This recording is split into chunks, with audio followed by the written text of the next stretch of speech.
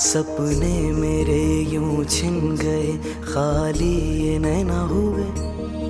मेरी चाहतें न मेरी रही, हर माँ भी खो गए। रहे हर ओर फैली सिर्फ तन्हाई।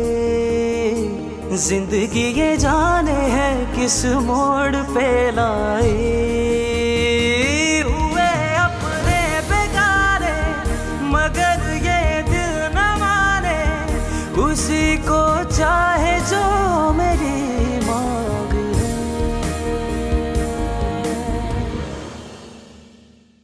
मुझे तुमसे बात करनी। छोड़ो मेरा हाथ। असद का फोन तुम्हारे नंबर पर कैसे आया? तुम होती कौन हो मेरी इज्जत की धज्जियां उड़ाने वाली? मेरी जिंदगी बर्बाद की, मेरी बच्ची कुछ इज्जत भी मिट्टी में मिला देना चाहती हो। तुम होती कौन हो? आखिर ये हक किसने दिया है तुम्हें? मेरी मांग है।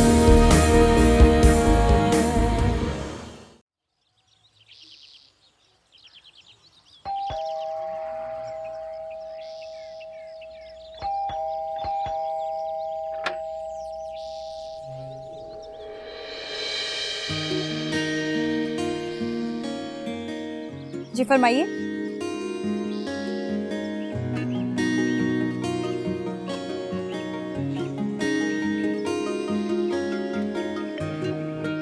अरे अरे अरे, आप इस तरह अंदर नहीं जा सकते। मैं यहीं रहता हूँ, अरबाज, असद का बड़ा भाई। Oh sorry. अस्सलाम वालेकुम।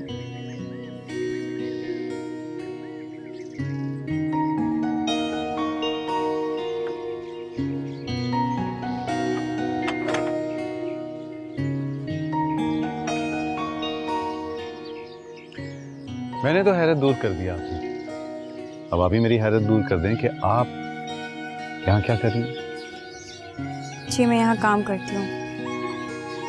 I mean, मासी हूँ यहाँ। What? मासी भी और I mean भी? पहली बार देखा है अंग्रेजी बोलने वाली मासी। मेरा इंटरव्यू खत्म हो गया हो तो मैं जाऊँ? हाँ हाँ, श्योर श्योर। थैंक्स।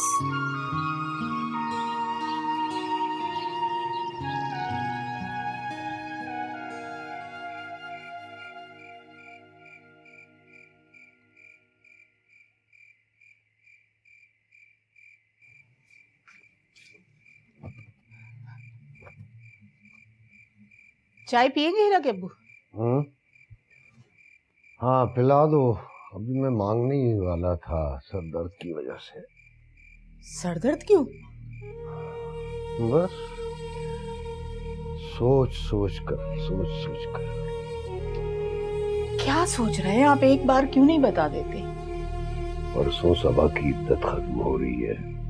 अभी तक तो जैसे तैसे मोहल्ले वालों से, रिश्तेदारों से बात छुपाई हुई थी, मगर अब बात छुपी नहीं रहेगी, क्योंकि ये बाहर आएगी, लोग उसका यहाँ रहना देख लेंगे, तो कैसे बात छुपी रहेगी?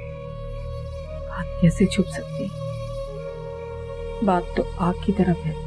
आग ही तो नहीं फैलने देनी, नहीं तो उसकी तपिश हमारी दूसरी बेटी की जिंदगी को जलाकर राख कर देगी। बस इसीलिए मैंने सोचा कि हीरा के लिए जहां से पहला रिश्ता आएगा ना, बस वहीं बिस्मिल्लाह कर देंगे।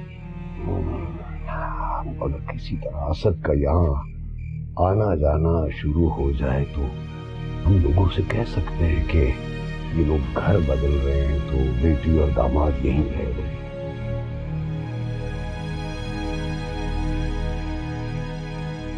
बात नहीं छुप सकती हीरा की।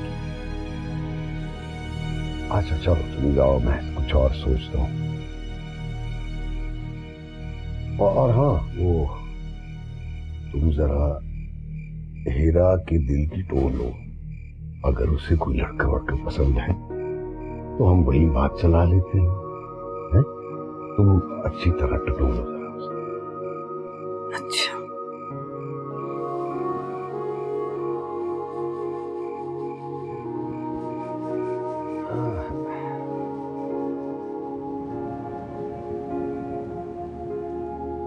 मेरे जज्बों को टटोलने का कोई फायदा नहीं असद। मेरे अंदर अंधेरा ही अंधेरा भरा। मैंने ये बातें करने के लिए फोन नहीं किया तुम्हें। तुम्हारा ऑफ होने वाला है, मैं लेने आ रहा हूं। तुम्हारा मसला क्या है? तुम मेरी बात को समझने की कोशिश क्यों नहीं कर रहे हो? अब क्या तुम मुझे अपने घर से भी निकलवाओगे? अम्मा अब्बा नहीं मानेंगे और ना ही मैं आप ही को दुख देना चाहती हूँ। मुझसे अपनी बात किया करो तुम। मैं तुमसे शादी नहीं करना चाहती। इतने सारे रिश्तों को तकलीफ पहुंचाकर जिस आदमी ने मुझे ठुकरा दिया, मैं उसको कैसे अपना सकती हूँ? और ऐसा करने से मेरे घर वालों से मेरा नाता भी खत्म हो जाएगा सर। Try to understand. बच्ची ना बनो। अरबाज भाई को कन्विंस करना इस दुनिया का सबसे मुश्किल काम है। मैं खुद घबराता हूँ उनके सामने। अगर मैं तल्लाक की सारी वजूहात बताकर उनको कन्विंस कर सकता हूँ, उनको समझा सकता हूँ कि गलती मेरी नहीं थी, तो हम दोनों मिलकर सबको क्यों नहीं समझा सकते? असद, कल आप की इद्दत पूरी हो जाएगी। और तुम्हें क्या लगता है तुमने आप ही को तलाक दे दी, वो सब्र करके बैठ गई? नहीं असद, कल सुबह का सूरज तुलू होने दो, उसके साथ एक आंधी आएगी और उसका गुबार बैठने तक देखो क्या क्या होता है। और अगर तुम वो गुबार सोच सकते हो तो सोचो। अरे वो कुछ भी कर ले यार। कल सुबह का सूरज तुलू तो होने दो। देखते हैं।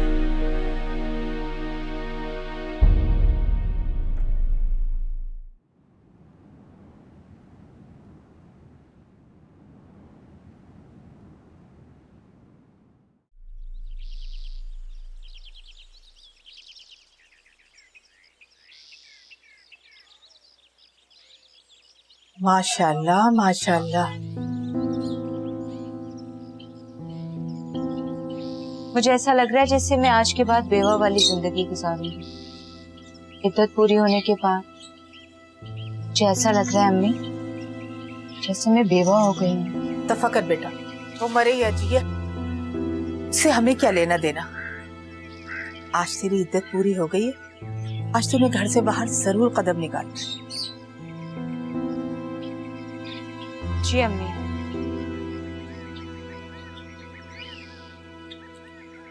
मुझे खुद भी बहुत घुटन महसूस हो रही है,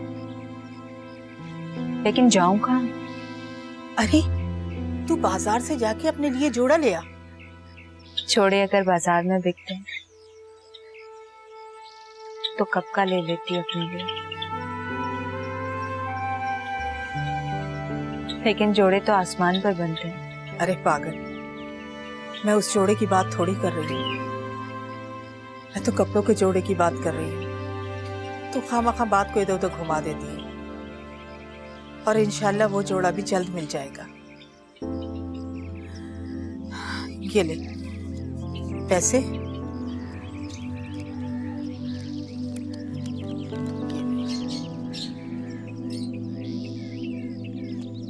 ले आऊंगी अम्मी। अब तो तेरी इद्दत खत्म हो गई, अब नहीं जाएगी तो कब जाएगी? जा।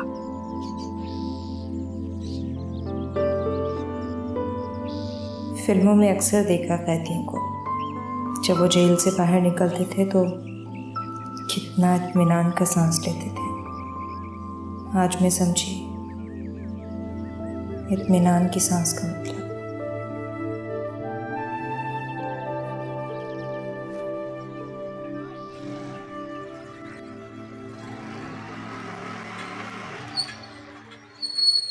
सबाबा जी, कहाँ जा रही हैं आप? वो भी अकेली? क्यों? अकेले कहीं जा नहीं सकती, बच्ची हूँ, मार्केट तक जा रही हूँ। अरे नहीं नहीं, ऐसी बात नहीं है, मैं आपको छोड़ देता हूँ। तुम जाओ, कोई जरूरत नहीं है इसकी। मुझे पता है तुम मेरे कजिन हो, भाई हो, लेकिन कोई देख लेगा तो क्या सोचेगा? तरह तरह की बातें बनाएंगे लोग। लोग तो आपके अकेले जाने पर भी बातें ही बनाएंगे। वैसे भी आपको इन लोगों की परवाह करने की कोई जरूरत नहीं है, क्योंकि ये लोग हमारी परवाह नहीं करते। आइए बैठिए।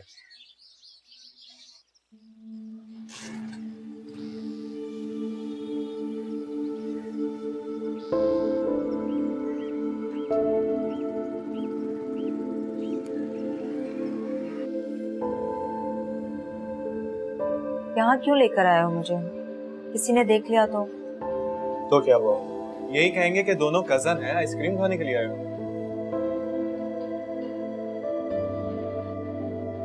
वैसे इद्दत के बाद आज पहली बार घर से बाहर निकले हो। बिल्कुल ऐसा लग रहा है जैसे कोई कैदी कैद से आजाद हो गया हो। इंसान की फितरत में कैद होना नहीं लिखा ना, इसलिए। और वैसे भी इंसान एक जैसे माहौल में रह रहकर घबरा जाता है। खैर, जो होना था वो हो गया। आपने आगे के बारे में क्या सोचा? क्या मतलब आगे? मतलब ये कि आपकी एक बच्ची है और आप खुद भी खूबसूरत हैं, जवान हैं। अब जिंदगी इतनी मुख्तसर भी नहीं कि यूं ही कट जाएगी। मैं उन लोगों में से नहीं हूँ जो अपने साथ होने वाली ज्यादती पर सब्र कर जाते हैं।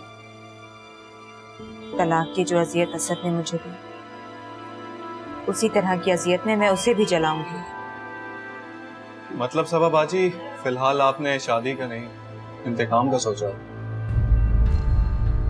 इसके अलावा मुझे कोई और सोच आती भी नहीं।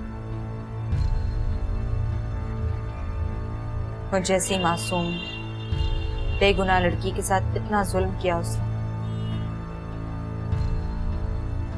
जानते हो, हर वक्त इंतकाम लेना है, इंतकाम लेना है, ये सोच मेरे असाब पर सवार हो गई है। आपके अंदर इंतकाम की आग इतनी शिद्दत से भड़क चुकी है कि हर आने वाले ख्याल को जला के बस कर देती है। इसी आग में असद और उसकी महबूबा को जलाऊंगी, इंतकाम के तासुरात के साथ।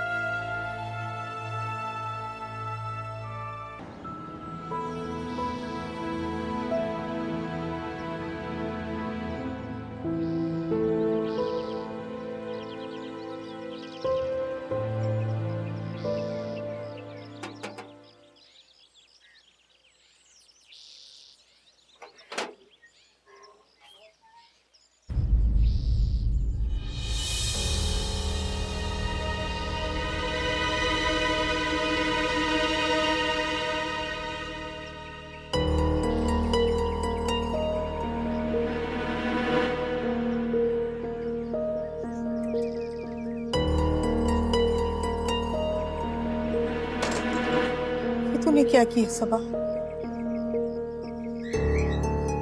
अपनी जिंदगी में रंग भरना चाहती हूँ।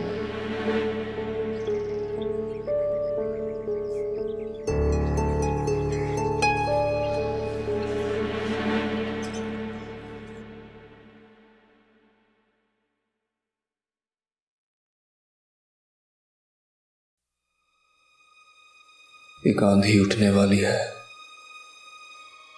उसका गुबार बैठने तक देखो क्या क्या तबाह होता है।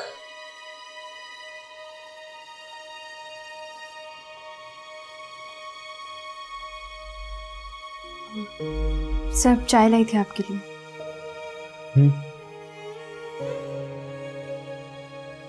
Thank you.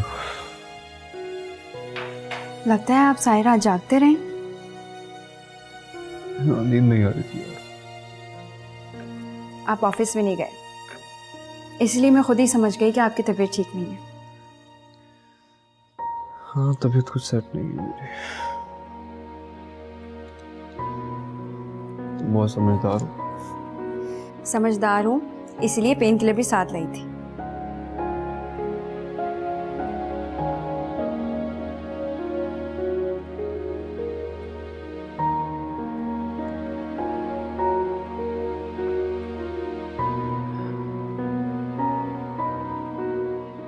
सुनो, तुम नौकरों वाली जुबान ना बोला करो, तुम मुझे सर या साहब ना कहा करो। असद साहब, मैं बहुत शरीफ माँ की बेटी हूँ। ये तो बस हालात बुरे चल रहे हैं, अदरवाइज कोई हालात बुरे नहीं चल रहे। अल्लाह ताला पे भरोसा रखो, वो बेहतर करेगा।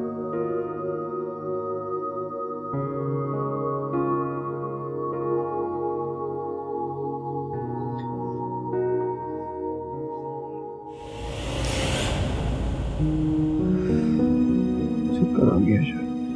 खाली पेट टेबलेट खा ली ना आप, इसलिए।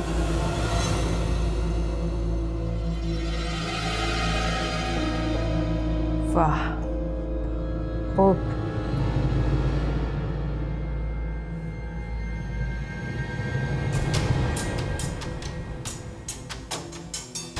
तुम? तुम्हें बहुत हैरत हो रही है मुझे यहाँ देखकर। हैरत क्यों नहीं होगी? तुम तो पुरानी चीजों को कचरा बनाकर फेंक देते। कुछ तो शर्म करनी चाहिए थी। बात अगर मेरी इज्जत की होती तो तुम्हारा ये लहजा सुनकर कोई वजाहत किए बगैर यहाँ से धक्के देके बाहर निकाल देता। मैं इस घर पर थूकना भी नहीं चाहती हूँ। मैं सिर्फ यहाँ अपनी बच्ची से मिलने आई। रुक जाओ। Let me clear now. इस लड़की की इज्जत का ख्याल है मुझे। जो गन तुम्हारे जहन में चल रहा है ना, ऐसा कुछ नहीं हो रहा था यहाँ पे। तुम्हारे जो दिल में आए करो। मैं सिर्फ अपनी बच्ची को ले जाने। कहाँ जा रही हूँ? तुम्हारा राज नहीं चल रहा कि बच्ची को ले जाने आई हूँ। तुम अगर रोक सकती हो तो रोक। समझ नहीं आ रहा तुम्हें? नहीं ले जाने दूंगा मैं तुम्हें। इस घर की जलती हुई दहलीज ने मेरे पैरों को झुलसा दिया है। अगर मैंने तुम्हारा पूरा वजूद ना झुलसा दिया तो मेरा नाम बदल देना। ये वादा है मेरा तुमसे।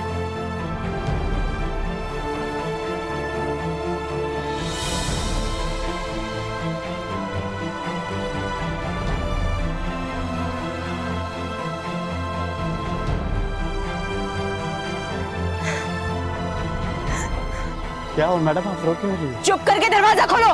काम करो अपना।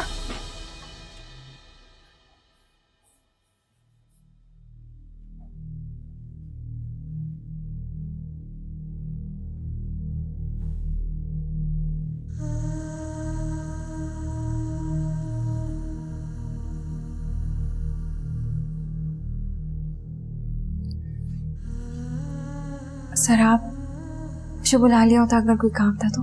नहीं, कोई काम नहीं था, इसीलिए खुद आया हूँ। काम नहीं था? वो मेरी एक्स वाइफ थी। उसकी बदमिजाजी की वजह से डिवोर्स दी थी मैंने उसे।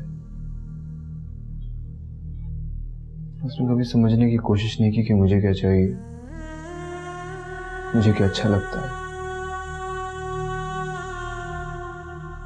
हमेशा बस यही चाहा कि मैं उसकी बात मानता रहूं, वो किसी तरह खुश रहे। छोड़ो इन बातों को। उसके बिहेवियर की मैं माफी मांगता हूं तुमसे।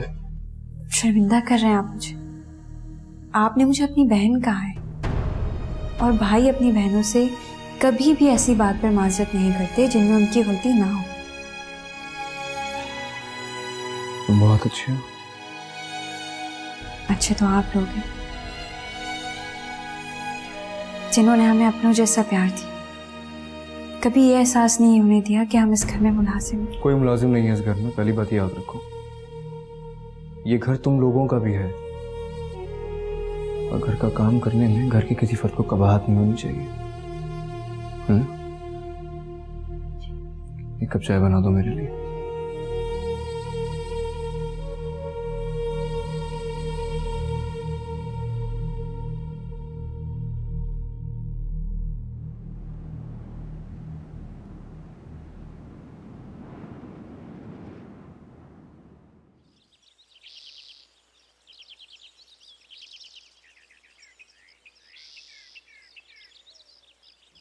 अस्सलाम वालेकुम अंकल। वालेकुम सलाम। आइए बैठे, मैं छोड़ देता हूँ आपको। नहीं मियाँ जाओ तुम, मैं चला जाऊंगा, तुम्हें तकलीफ होगी। अरे नहीं, तकलीफ कैसी अंकल, आइए ना आप। ओ मियाँ मैंने कहा ना तुम जाओ, मेरा घर करीब है, मैं चला जाऊंगा। तुमने जिस काम से जाना है जाओ तुम। इत्तेफाक से मेरा रास्ता भी वही है। लेकिन अंकल अगर आप नाराज हैं तो कम से कम ये सोचकर बैठ जाइए कि अब भी हमारे दरमियान नताशा के बाप और नताशा के नाना होने का रिश्ता बाकी है। प्लीज अंकल आइए।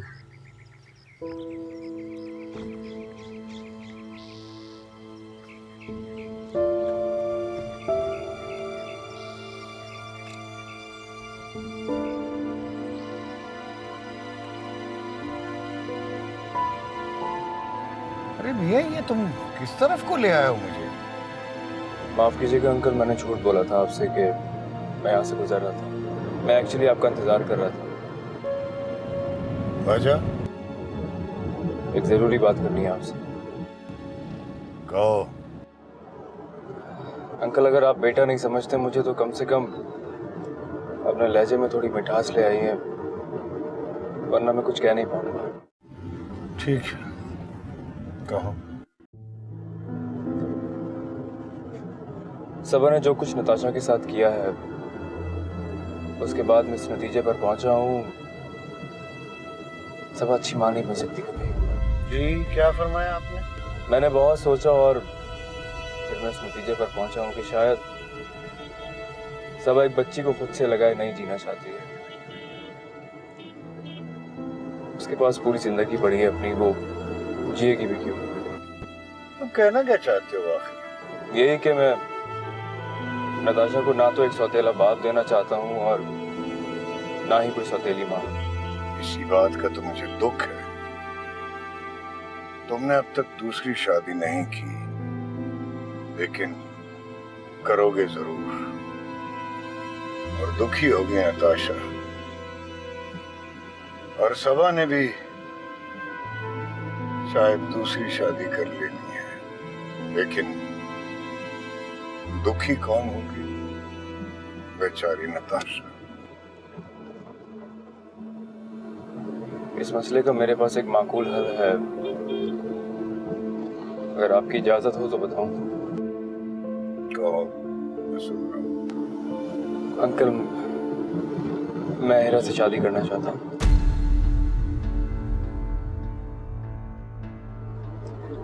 मैं जानता हूँ ये बात बिल्कुल भी कन्वीनियंट नहीं है दोनों फैमिलीज के लिए, लेकिन मुझे हल उसका यही नजर आता है।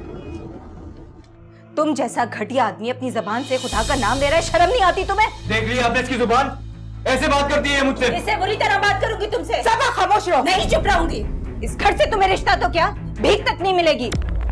मेरी माँ भी है।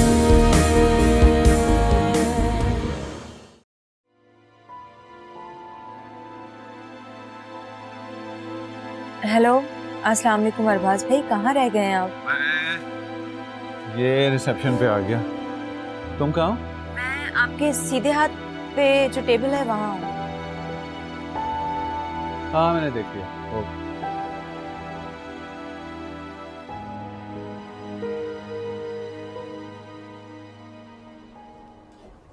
हाय सबा। अस्सलाम वालेकुम। वालेकुम सलाम।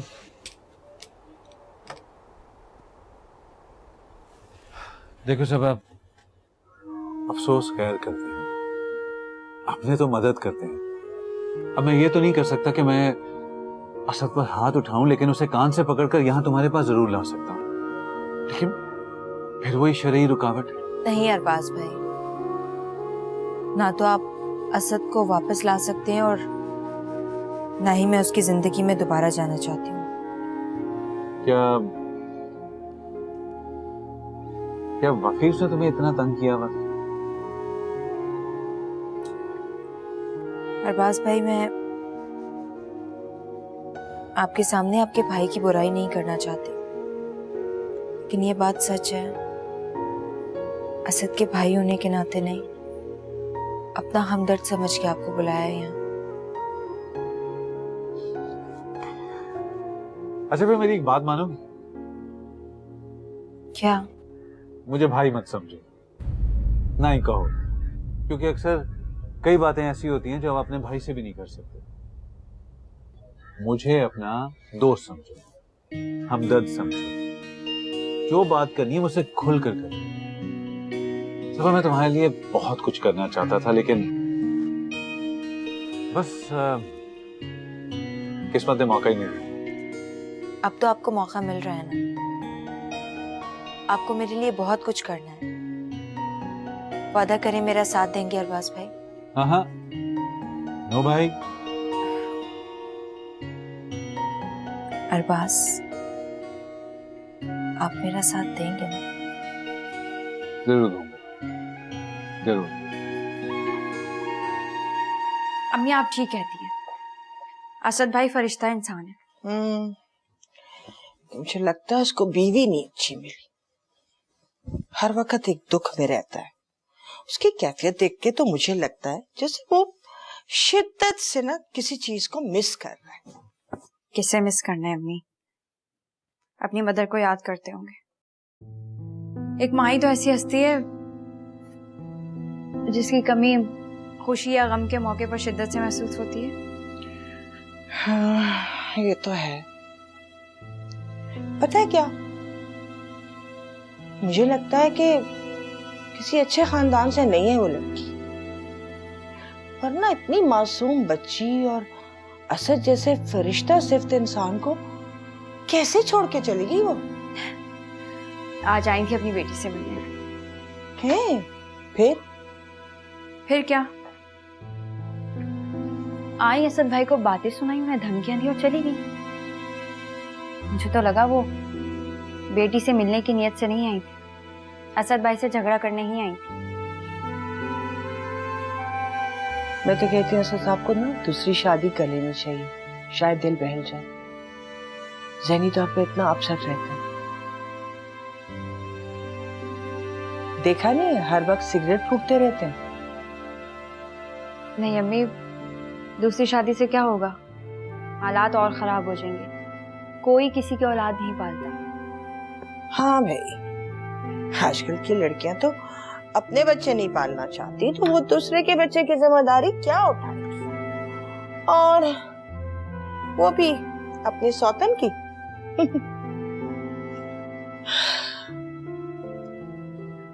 बेटा, मैं तुम्हारी मजबूरी को समझता हूँ, इसीलिए मैंने हाँ की। अस्सलाम वालेकुम अब्बा।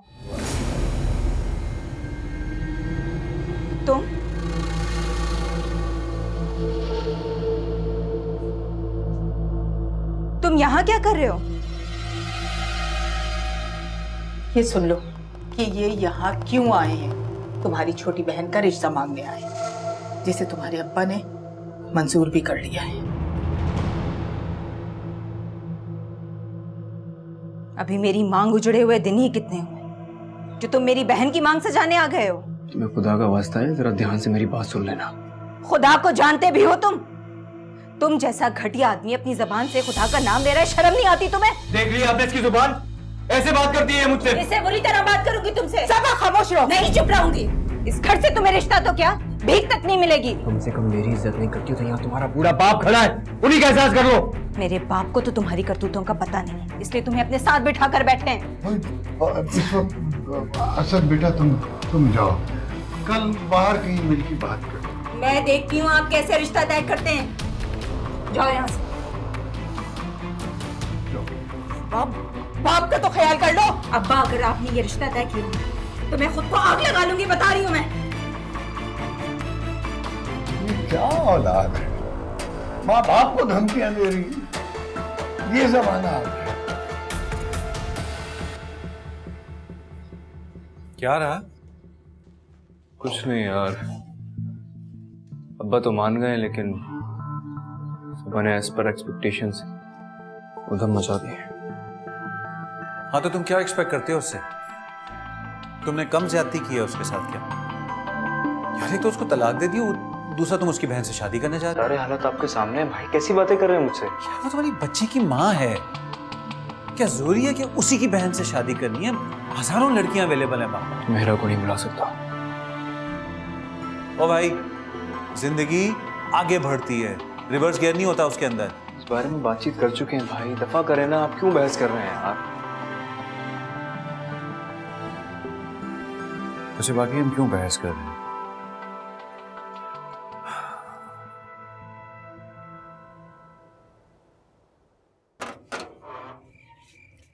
अस्सलाम वालेकुम। आप भी आ गई तुम, मेरी खुशियों पे दीमक लगाने वाली। आ गई तुम। अब क्या हो गया? क्या हुआ है? अब कुछ होना बाकी है? इतना कुछ किया तुमने मेरे साथ, अब क्या सोचती हो कुछ और भी करना है? क्या बात है आपी?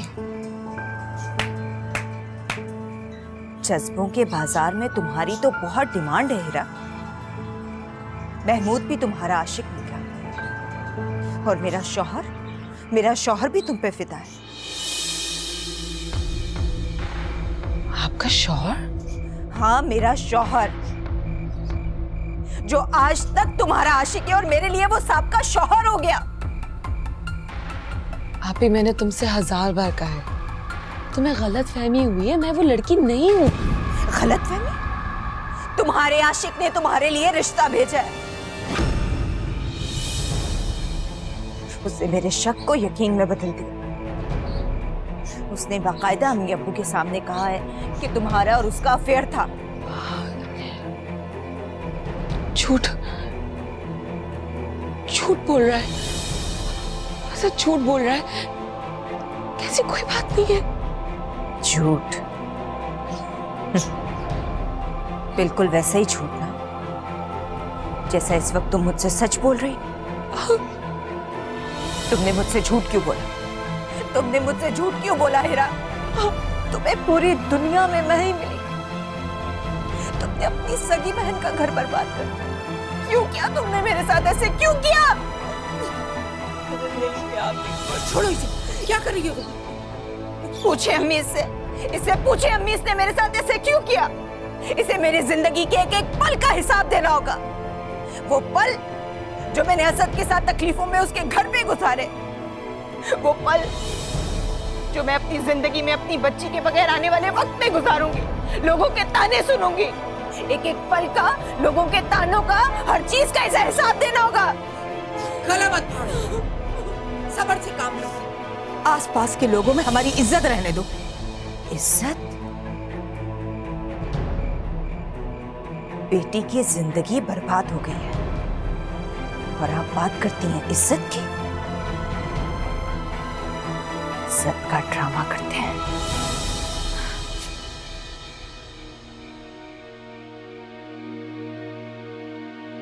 पहले मेरी पूरी बात सुन लेना हिरा। आखिर तुमने मेरे ताबूत में कील ठोक ही दिया सर। ये तुमने क्या किया? क्या किया तुमने? हिरा, हम दोनों अपनी अपनी जगह अकेले रहते। बात को च्युइंगम की तरह खींचने की क्या जरूरत है? तुम क्या चाह रही हो? तुम जितने दिन वहां रहती वो तुमको जहनी टॉर्चर देती रहती, तुमसे बर्दाश्त होता? असद, मैंने इतनी मुश्किलों से आप ही को समझाया था कि मैं वो लड़की नहीं हूँ, और तुम इतनी आसानी से यहाँ पे आए, नगाड़ा बजा के चल दिए कि मेरा और तुम्हारा अफेयर है। हिरा, रिश्ते के लिए नताशा का इशू wasn't enough।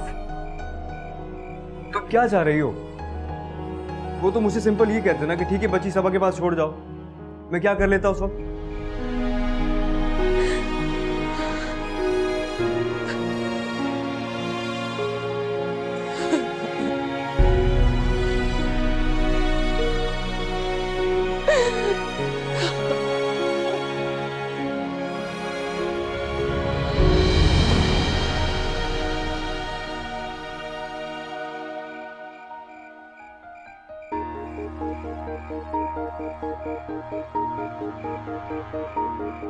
सपने मेरे यूं छिन गए, खाली ये नैना हुए। मेरी चाहतें न मेरी रही, अरमां भी खो गए। रहे हर ओर फैली सिर्फ तन्हाई। जिंदगी ये जाने क्यों किस मोड़ पे लाए। हुए अपने बेगाने मगर ये उसी को चाहे जो मेरी मांग है। हुए अपने बेगाने मगर ये दिल न माने। उसी को चाहे जो मेरी मांग है।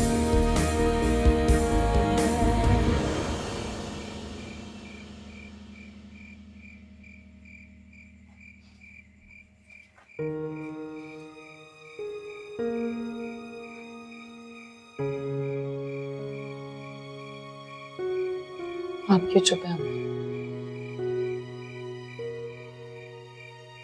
तो बात करते हुए डर सा लगता है कि कहीं किसी बात पे झगड़ा ना शुरू हो जाए।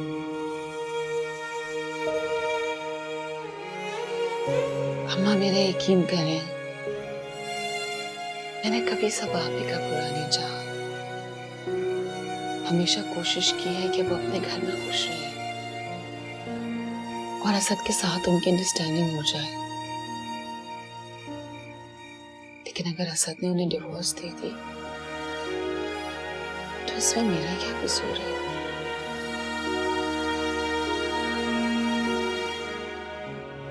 जब हालात बिगड़ने लगते हैं ना,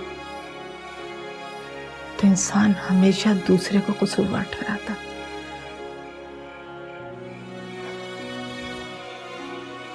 क्या आपको ऐसा लगता है कि मैंने ये सब किया है? क्या आपको ऐसा लगता है कि मैंने असद से कहा इस घर में रिश्ता लेकर आए?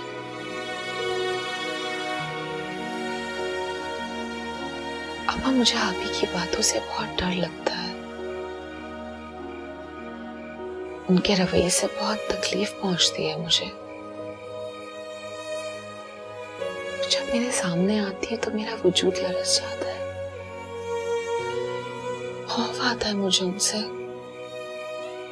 बहुत डर लगता है। कभी कभार तो ऐसा लगता है जैसे कहीं मैं वाकई गुनहगार तो नहीं। इंसान बहुत बेबस होता है बेटा, कदम कदम पर मजबूर होता है। वो समझता है कि मैं सब कुछ करने की सलाहियत रखता हूं और सब कुछ कर सकता हूं, लेकिन होता वही है जो अल्लाह को मंजूर होता है।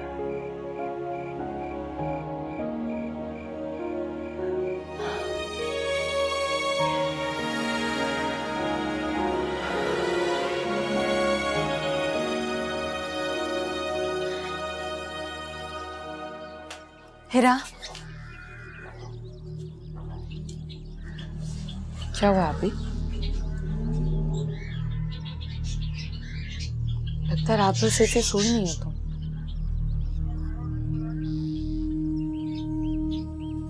तुम खुद देख लो हिरा,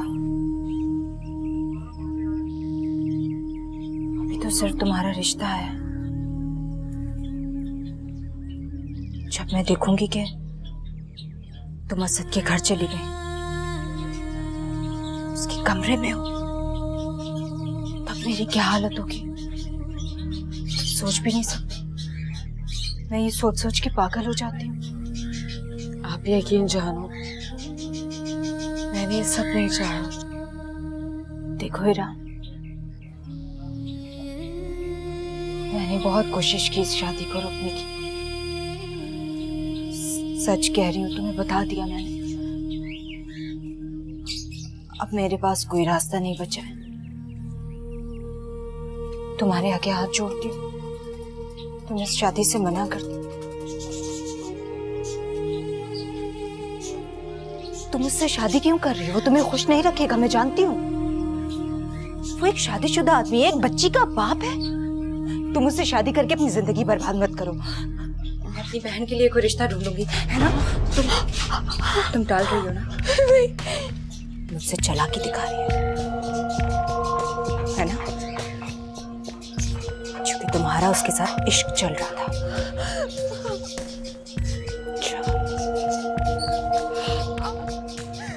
अपनी बहन के लिए कुर्बानी नहीं दोगी? क्यों अपनी मोहब्बत छोड़ोगी? यही ना, है ना? नहीं, हाँ अभी मैं कर दूंगी। मैं असद और अब्बा को मना कर दूंगी। मुझे ये शादी नहीं करनी।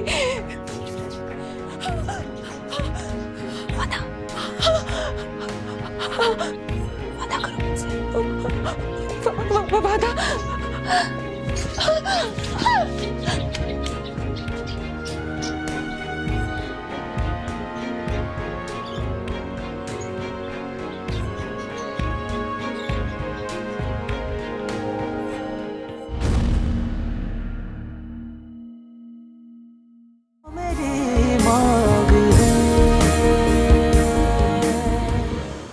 मैं खुदा की कसम खा के कहती हूँ, अगर ये शादी हुई ना, तो वो कयामत लेकर आऊंगी जो किसी ने सोची भी नहीं हुई।